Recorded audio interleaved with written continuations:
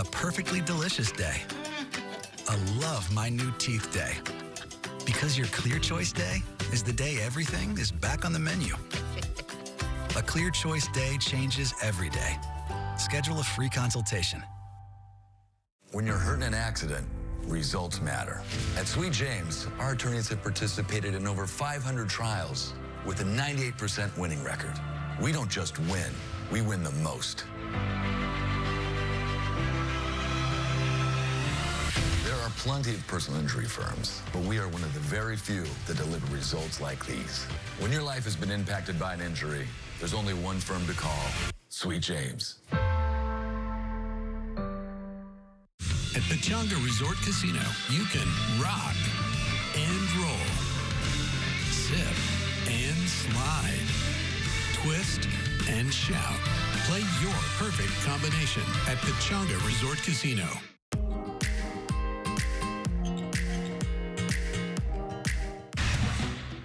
Good morning, I'm Eric Spillman in for Frank Buckley. New details about the money that was stolen from Dodger star Shohei Ohtani, where his former interpreter allegedly spent that money, just ahead. Good morning, I'm Annie Rose Ramos. Chaos erupts on the UCLA campus overnight, prompting classes to be canceled for the day. Coming up, you'll see video of some of that violence and hear from students who ended up in the middle of it. That's next. Good morning, I'm Erin Myers here in Hollywood. There are several events taking place this May Day in support of workers' rights. I'll tell you what you need to know about getting around in a live report. Good morning, I'm Jessica Holmes. The most in-demand jobs that you can do from the comfort of your own home, and some of them pay well over 6 figures. We'll have that for you ahead. People here are actually pulling out their resumes. Good morning, I'm Sam Rubin, new here at 10 o'clock. It's Jerry Seinfeld's salute to Pop-Tarts Unfrosted. We take you to the premiere. Some folks have seen the movie. We will talk all about it. Plus, another Netflix is a joke star comedian brought over from Australia. Apparently a huge hit there and here. You'll meet her soon.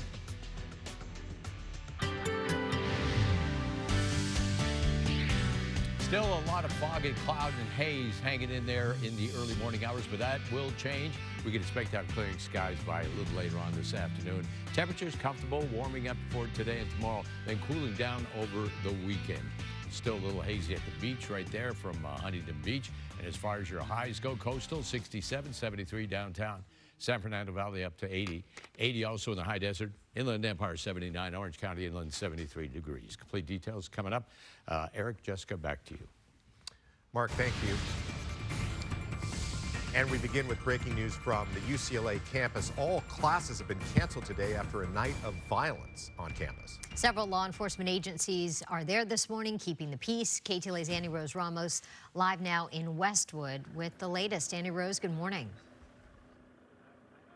Hey, Jess and Eric, good morning to you both. That's right, classes canceled because of the disruptions that happened here in Royce Quad overnight. Royce Hall and the library, those two buildings you see behind me right next to this encampment, completely shut down. They've set up these perimeters, these metal barriers, and a lot of the students whose classes were canceled today have actually been coming up just to see exactly what's going on. Now, on the other side of these things, you see the law enforcement that is still here, still present. So far, we've got LAPD officers, we also have CHP officers, and we have sheriff's deputies, along with, in the last couple of hours, private security officers and more university police arriving here. We understand from them that they're going to be having a meeting about what's going to happen later on today in order to discuss the next steps. The big question on everybody's mind, though, is this law enforcement going to be going in and doing anything in terms of removal of this encampment? The university coming out with one of their first statements yesterday. We hadn't heard from them in days. UCLA calling this an unlawful encampment.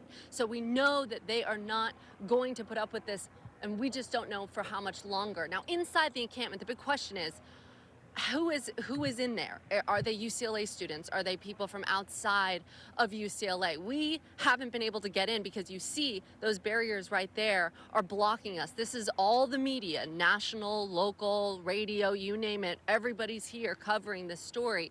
And this is as far as we can go. You can see that private security blocking us from going any further. And so inside, we've spoken to a few people in there. Some of them identify as students, but they do not specify whether or not they're specifically UCLA students. They're all wearing masks. They're not allowed to talk to the media, they say, and so we haven't been able to get much more from them. But we know that a lot of the violence erupting starting when counter-protesters came up to some of these barriers you see, that plywood, the metal barriers, and started breaking and pulling it apart. And we were there as it was all unfolding. My counterpart, John Fenolio, another reporter at KTLA, covering it all. Take a look. Someone just threw some sort of explosive or firework. Okay, just a firework. Oh my God. Let's go. We're out of here. Tell them we're out of here. Hey guys, we gotta go. We gotta go. We gotta go. We gotta go. And now, if you look over to our right, we see pepper spray. I don't know if that's police or protesters, but someone is spraying pepper spray. More people are running out of the encampment now. That definitely looks like bear spray. Now, what happened to this person? What happened to him? What happened to this guy? VO. The violence really got going around 11 last night. Clashes between pro-Palestinian and counter-protesters. People beating and hitting each other with sticks. Fighting for hours before police intervened. At times, protesters breaking apart the metal barricades and using those pieces as weapons. The violence erupting because counter-protesters surrounded that pro-Palestinian encampment and tried to take it apart, pulling off some of the barriers.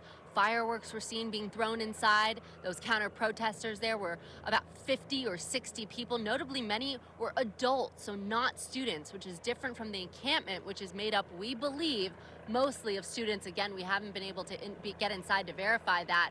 But one of the UCLA students who was sleeping in his dorm said he woke up to the sound of the commotion and raced outside to see what was going on, and then ended up in the middle of it all. Take a listen. There was a lot of fighting, a lot of iron bars, metal bars, and wood being thrown at each other, getting smacked in the head. There's a lot of people getting knocked down, trying to tear away the barricade. There's a lot of tear gas, a lot of people wearing tear gas masks. A lot of people getting tear gas in the eyes, but there was clouds of tear gas in the air, so even I myself was choking on it, even though I was not participating in any way whatsoever in the actions. A lot of people were getting really messed up, punches to the face, punches to the body, getting thrown to the ground, choked. All right, so that is the encampment you're looking at right now. Again, they remain adamant they are not going anywhere. If anything, putting out on their social media that they need things like first aid supplies from getting attacked last night. Some of them say they are injured. They need water, they need saline, things like that in order to kind of keep up their encampment behind me. As you can see, we understand it's a couple of dozen of people. I'm sorry, I'm hearing someone say. Okay, so that is someone in Spanish from that encampment coming out saying in Spanish that UCLA has done nothing to help protect them. That UCLA has continued to do nothing to help protect them. They just came out of the encampment and yelled that sort of behind us just a few moments ago. Now UCLA again calling this an unlawful encampment. We don't know what they're going to do next, but of course all of that law enforcement that we see here has moved in, and we are sort of waiting and watching to see what happens. Reporting live, I'll send it back to you guys in the studio.